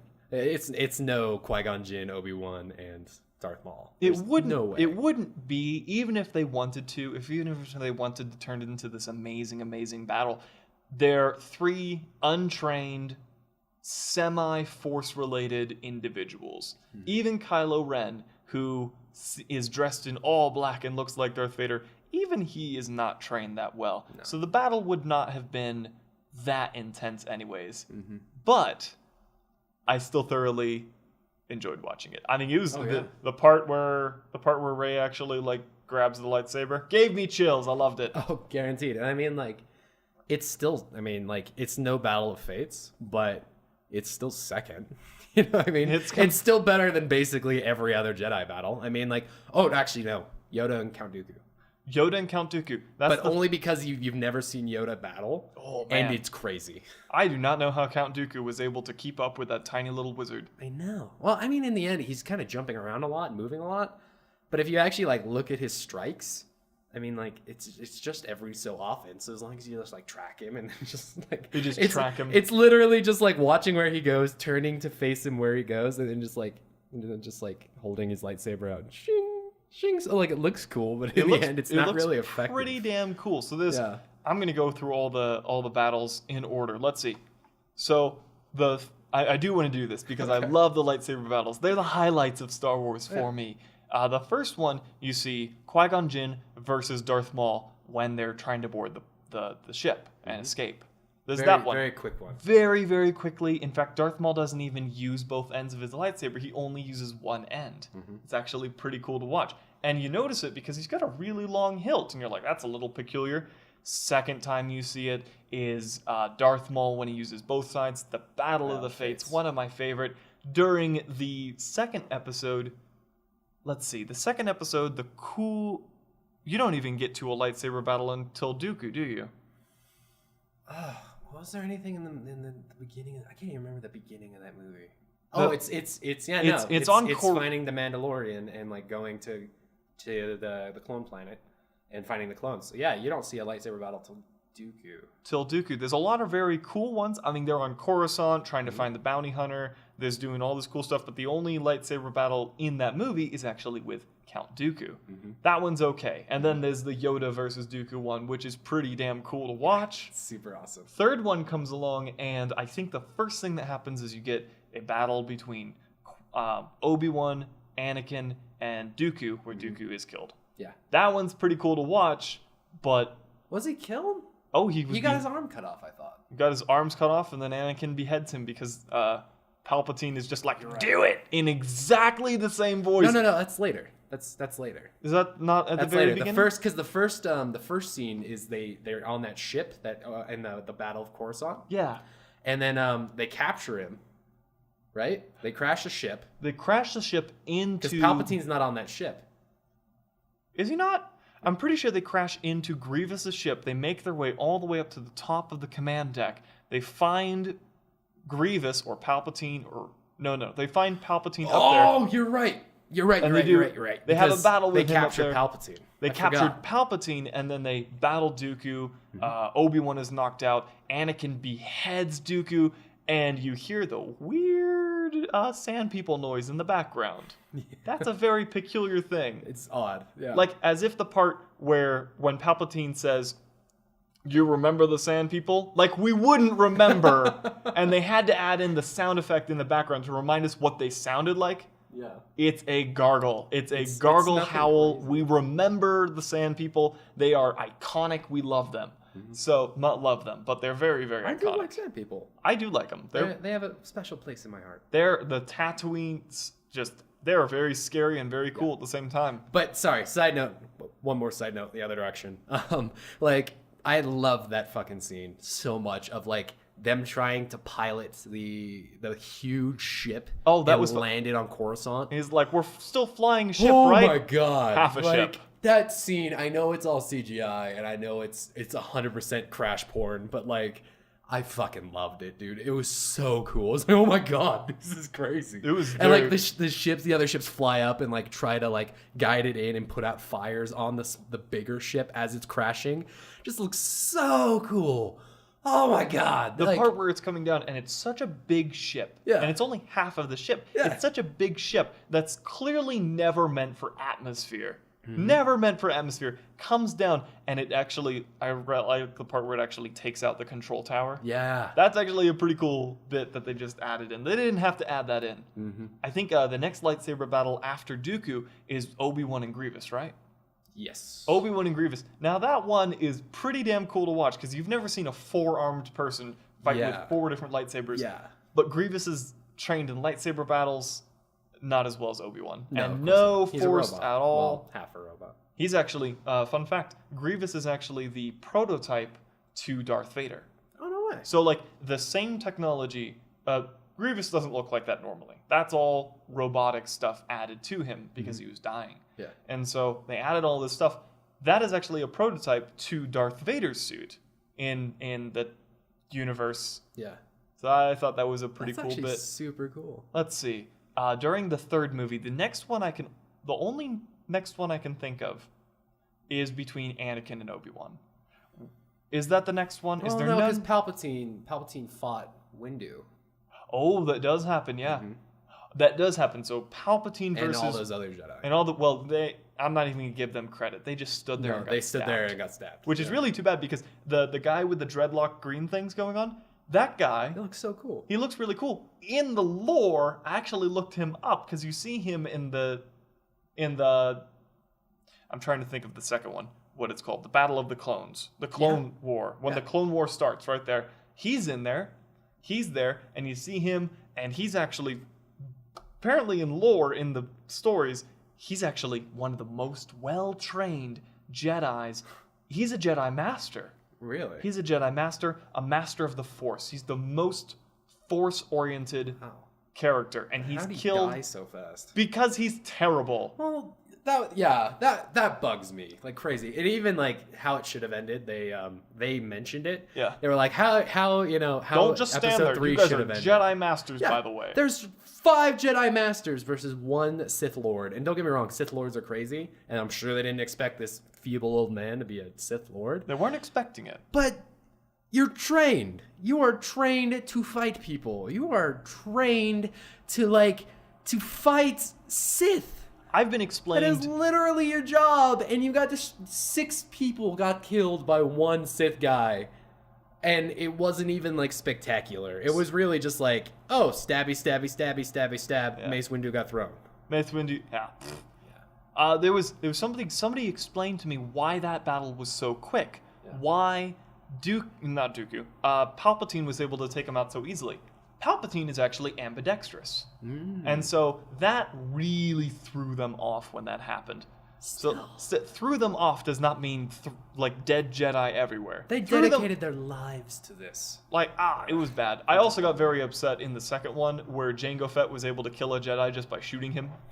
Yeah, What's no. the matter with you? Was that guy Seriously. new? Was that Jedi straight up? Did they just hand him a sword and they just sent him out there? Yeah, like Because that's what it feels like. I know Django is like a badass. Yeah, and You know, he's like one of the best bounty hunters. Yeah, but But you're a Jedi. with a pistol too. Like I've seen Jedi deflect actual machine gun fire from a laser Yeah. and they could do that, but they couldn't deflect a pistol. Kylo Ren can stop a bolt, like stop a laser bolt with his mind. Doesn't make sense to me, but I accept it because it's part of the Star Wars universe. I'm not going now. to question it. I don't know that much about the Force. But I didn't know they could do that. Yeah, exactly. But like he can do that. You can't deflect something with your like your lightsaber, like while seeing it coming. That like, is too bad. It's ridiculous. Anyway, so sorry. there's the Dooku lightsaber, Dooku? not Dooku lightsaber. I keep on messing up Palpatine. Yeah, no. Yeah, Palpatine and Mace Windu. Palpatine Mace Windu fight. Then there's the Anakin Obi-Wan fight, which that gets me in the heart. I know. Every time. I know. Oh, holy smokes. I loved you like a brother. Well, more like a father-son relationship. You were the master, he was the apprentice. I don't know why you used brother right there. Close enough. Close enough. Whatever. Keep Yep. moving. And, also yelling, I loved you like a brother to someone who's a quadruple amputee while burning alive. Not very reassuring that you really did love. You just amputated. Yeah, and, I hate you. Oh, all right, calm it down, Anakin. You don't hate him. No, He only chopped off all your limbs and caught you on fire. It's good. And left you to burn alive. Yeah, That's not it's hate. not that bad. You probably detest him at most. that scene, Yeah.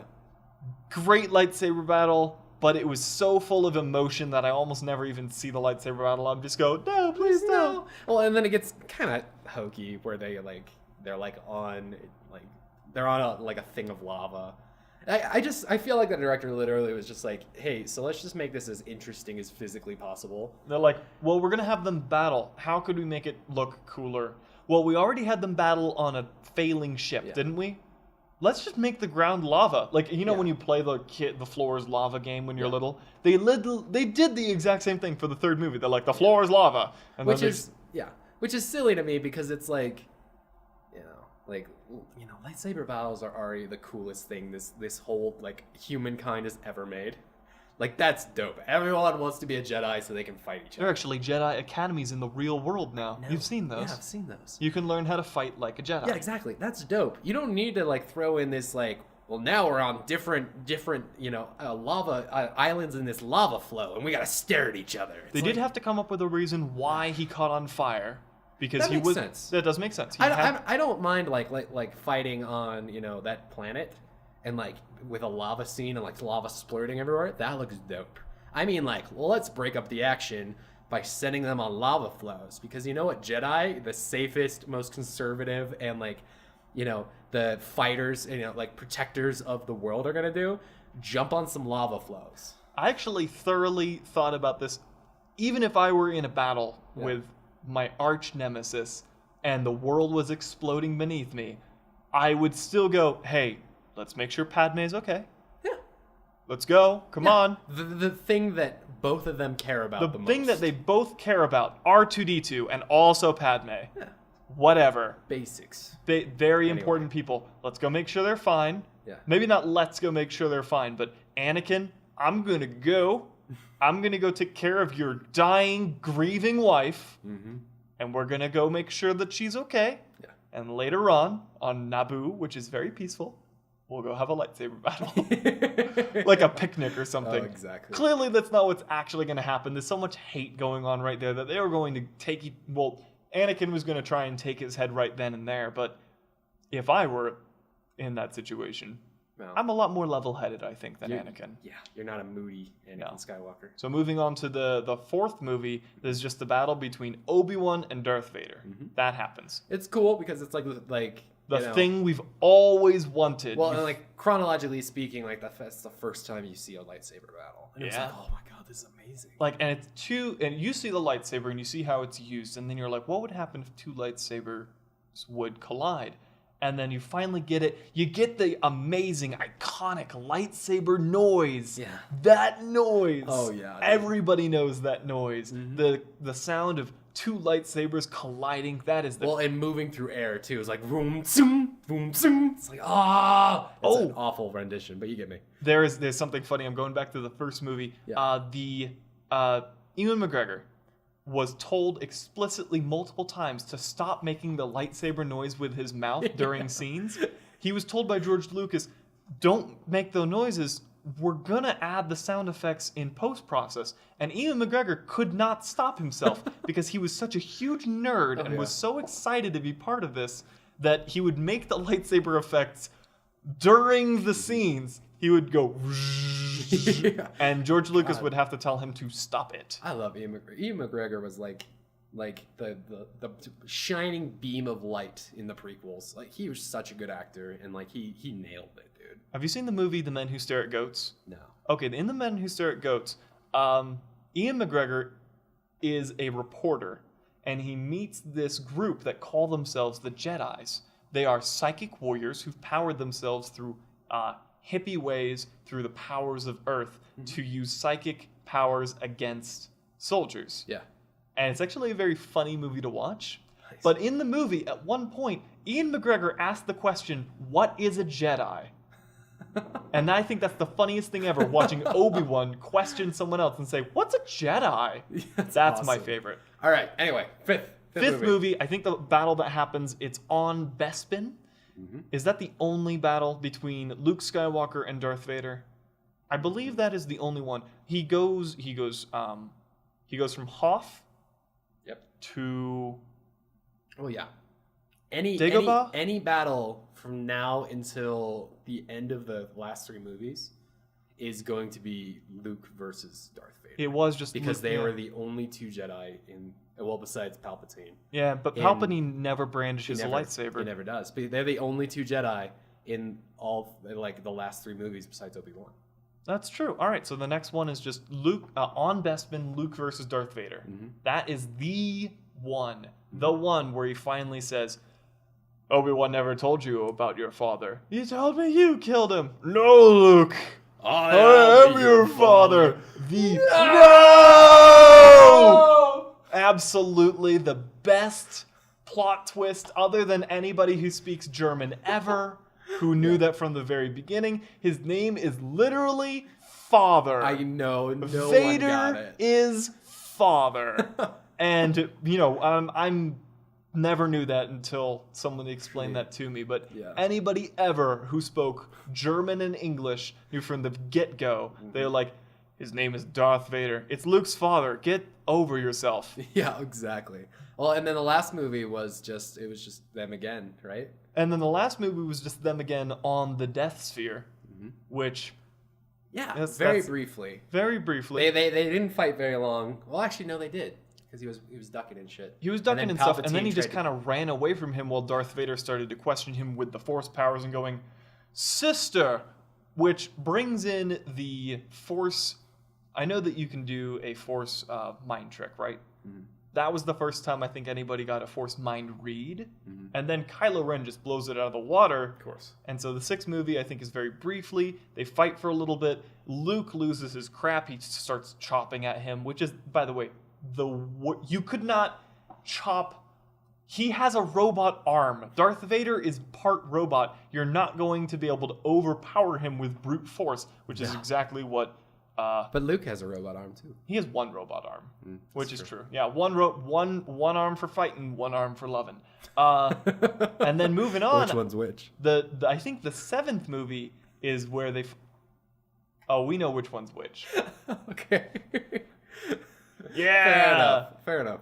But then moving on. Yeah. Seventh movie, I think it's pretty cool because they realize we love lightsaber battles. So they give us as many lightsaber battles as they can. The most amount of lightsaber battles, I'm putting that in quotations, you can't see it, but putting lightsaber battles, I think there was the first one that you ever see is actually between that, for some very particular reason, that clone that just yells, "Traitor!" Yeah. And then brandishes that amazing weapon. Which is never seen before. Never seen before, hopefully seen again. That guy dies, right? He does. He does die. I think he gets shot by Han Solo using the crossbow. You're right. You're right. So he brandishes that amazing spinny weapon baton, so cool. which somebody has explained to me why that works. And it's the same weapon that those droids use in the third movie, where they have the bzz things on the end of the batons. Yeah. Same material, same energy. The only thing that can stop a lightsaber is that weapon right there. That is a very particular very interesting, very unique weapon that they brought. Why on earth did he have that in the first place? Oh, exactly. Nobody knows. It would, you know, you could just literally like see a rider and just be like, you know, it'd be cool if a stormtrooper was a Jedi, like some guy high out of his goddamn mind. Somebody like, who went on Tumblr and, like, saw well, that, yeah, like just that cool piece of art where somebody drew a clone trooper with a lightsaber, and someone's like, "Let's do that." Let's do They're like, that. "We can't do that." But we can't give him a lightsaber. Like, we'll just give him something. Give similar. him a really cool taser, and then they made that. So somebody explained this to me. They were like, "Well, that weapon is probably for riot control." They did not go to that planet for riot control. They went to that planet to exterminate people, completely destroy destroy everything. And I mean, like, maybe it's on the ship, you know, full time, but then why would you bring it? Why would you bring it there? You're not there. They were not there to. They were there to capture, right? Mm-hmm. They originally went to that planet to capture Rey. Yeah, well, and to capture the droid. Yeah, capture the droid and get the little piece that shows where Luke right? is. And so they were looking for all that. They definitely did not go there planning on taking prisoners. No. But, you know, that's clearly a riot control weapon to take someone out. So that battle was pretty cool. That was neat. The next lightsaber battle you see is the... What was it? It was Kylo Ren versus... I think it's the last one at the end. It's the last one at the end. Because that's when Rey finally uses the lights. She gets back the lightsaber. She gets back the lightsaber. Well, she finally gets it. There's the cool Star Wars music. But before that happens, there's the battle between... What's his name? Who? The Why can't I use words right now? I don't know. Who are you talking about? I'm talking about the guy from the very beginning. The whole movie is based around him. Kylo Ren? Not Kylo Ren, not Rey. Han Solo. What is the matter with you? What's the matter with you? What's the matter with Who me? the fuck? The one black guy we've ever seen ever. Finn, that's his name. There's multiple main characters in this. You just be like, the whole movie doesn't revolve around Finn. It totally revolves around Finn. It's about Finn and Rey's adventures. If that's what it was called. Finn and Rey's adventures. Instead of The Force Awakens, if it was Finn and Rey's adventures. I would still see it. Star Wars, Finn and Rey's adventures. But Finn versus Kylo Ren, where you finally get to see Kylo Ren use that weird exhaust port. Yeah. You're like, why does he have it? Oh, that's why. They totally added that in to silence everyone and just be like, look, he can do this. He can melt your shoulder. Yeah. Well, and I think it's cool because they justified it by saying like, well, it kind of matches his personality because he actually didn't put in the crystal right because he was impatient, much like he is. Yeah. And so he had to make these exhaust ports because the crystal was actually broken or something along those lines. And he had to make the exhaust ports because his lightsaber would overheat. That's actually a very good metaphor for Kylo Ren himself. He overheats. He's got a high temperature. He causes damage all the time. Yeah. Like one of the best scenes from that movie is when the two clone troopers, I guess they're not clone troopers anymore, stormtroopers, walk around the corner, see that the room is exploding, and just make 180 and just get out of there. I just love that Daniel Craig was the stormtrooper that was guarding Rey. That is like a guy that was literally had nothing to do with the production of Star Wars. Like called somebody and was like, "Can I just be in the movie?" Same with Simon Pegg. Yeah, you didn't even know he was in there. The suit that Simon Pegg was in to be in that movie completely 100% covered him up, made him speak in a different language. You did not know that was Simon Pegg until you saw it in the credits. You did not know it was Daniel Craig until you saw it in the credits. Everyone just wanted to be part of it because it was one big, fun, nerdy get-together. Oh, yeah. I wish I was famous enough and I wish I had enough pull that I could do that. It'd just be like, hey, can I just, be in your movie? You'd have to Please? be, and you have to be Daniel Craig. You have to be an A-list actor. A-list actor Yeah. to be able to pull that sort of stunt. Oh, yeah. But, that's totally worth it. I think that Simon Pegg probably worked his entire career, his entire life, hoping to someday get to that point where he can just say, can I be in that movie? Yes. And then he's done. He doesn't need to make a movie ever again. Well, I mean, he made a movie where he played a nerd. You know what I mean? He literally played like a nerd. Paul, yeah. That's a good movie. It's a great movie, and like where he, where he loves Star Wars and aliens so much that he like went to Comic-Con and then he like went to Roswell and back. Like that's a movie that he came up with and made. And so like the idea of just like, no, you can't be in our Star Wars movie. Like no.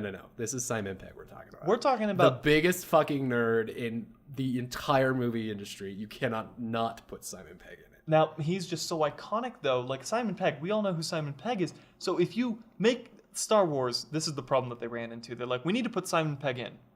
But we can't show his face. No. People will just freak out and be like, that's Simon Pegg. Same thing with Daniel Craig. So they just had to cover him up. And that's fine. That's totally fine. The same thing happened in The Hobbit, Desolation of Smaug. Stephen Colbert really wanted to be in the movie. Well, exactly. They added him in. The only thing he ever did was flip an eye patch down and signal to someone else. And that happened. That really happened. Where Colbert, king of the nerds... Colbert is the king of Lord of the Rings nerds. Oh, yeah. There's an episode on the Colbert Report where he brandishes the Sword of Kings. And he says, I don't need to remind you that I have this. I just wanted to show you that I have this. Of course. And then he speaks fluent Elven and everything. You have to let the nerds in. You have to. If you're making a movie that revolves around these nerds that are also actors, you owe them. No, guaranteed. And like, there's no reason not. And putting him in roles that don't detract away from the story and don't immediately pull the audience out. And they will. I mean, if I saw Stephen Colbert just like pop out of nowhere, full face, like face shown, wasn't covered at all, it would pull me out of it. It really would. But if you cover his face up, and change his voice a little so it doesn't sound like he's Stephen Colbert. He didn't even make a sound in that movie. No, I knew he was in couldn't. it, and I couldn't find him. Someone had to point him out to me. Someone has to point out a lot of things, and that's good. If you have a famous actor in a movie, you're going to either have to have that person iconically be in that movie, as in 007. You see Daniel Craig all over the place. You do go, Daniel Craig, Daniel Craig, Daniel Craig. You love him. But if you were watching 007 and Jim Carrey was the bartender, it would totally pull you out. You would just be like, is that Jim? Is that the guy who plays Mask? Is that Ace Ventura? Yeah, which is evident in Anchorman, the second Anchorman. Second Anchorman, when they had all those celebrity cameos, because I was like, oh yeah, there's Will Smith. You know what I mean? I didn't actually think it was the character he was playing. Yeah. It was like, oh, there's Will Smith. No, there's Kanye West. There's Kanye West. Oh. There was both Amy Poehler and Tina Fey. Exactly. And there's the guy from Taken. Yeah. What's his name? I was about to say Russell Crowe. It's not Russell Crowe. Not Russell Crowe. Yeah, but like you see all of them, and immediately that's fine with a comedy movie. Yeah, that's totally fine. And like that was the point. You're doing celebrity cameos. It doesn't actually matter what character they play. It's like, oh shit, Kanye West is in this movie. Until you get into a movie that's entirely fantasy, where you're into the movie. Yeah. Star Wars, Lord of the Rings, anything like that, where it's taking a little bit serious, and there's only a few minor jokes throughout the entire movie. Yep. You can't get pulled out of it, and that's what famous actors would do for it. Exactly. So, anyway, it's been a couple hours already. It's been a couple hours, and I don't know. We didn't stay on track at all. No. I mean, we hit our main topics, but at the end, we just kind of like geeked about Star Wars for a bit, which is fine. Will probably happen every single time. Yeah. So this has been Zach Squared in the morning, but in the evening with coffee, which is actually in the morning right now. It's like 9 o'clock. Zach and Zach in the morning, but it's evening, but it's morning. Yeah. Which always works. Yes. We'd like to thank you for. I love that. I love the name Zach and Zach in the morning because it sounds like our radio show. It does. You know what we weren't able to do? Yeah. Just say back to you, Zach, over and over. Yeah. We can do that later. We'll do that later. Back to you, Zach. Back to you, Zach. Anyway, back to you, Zach. Thank you so much for tuning in. We really appreciate it. If you've made it this far. If you made it this far, go ahead and press the. I have no idea. No. If you've made it this far, go ahead and do a comment that says "Big muffins are great." And if you didn't like it, how did you make it this far? That was my favorite thing that you said in a previous video. You're like, how did you, really, can you tell me how? Why and how did you make it this far? Why did you make it? If you didn't like it, what's the matter? You've a lot better things to be doing. Exactly. Go clean your room. Do something productive. Anyway, we're going to go get breakfast. That does sound pretty good. All right. Bye, guys.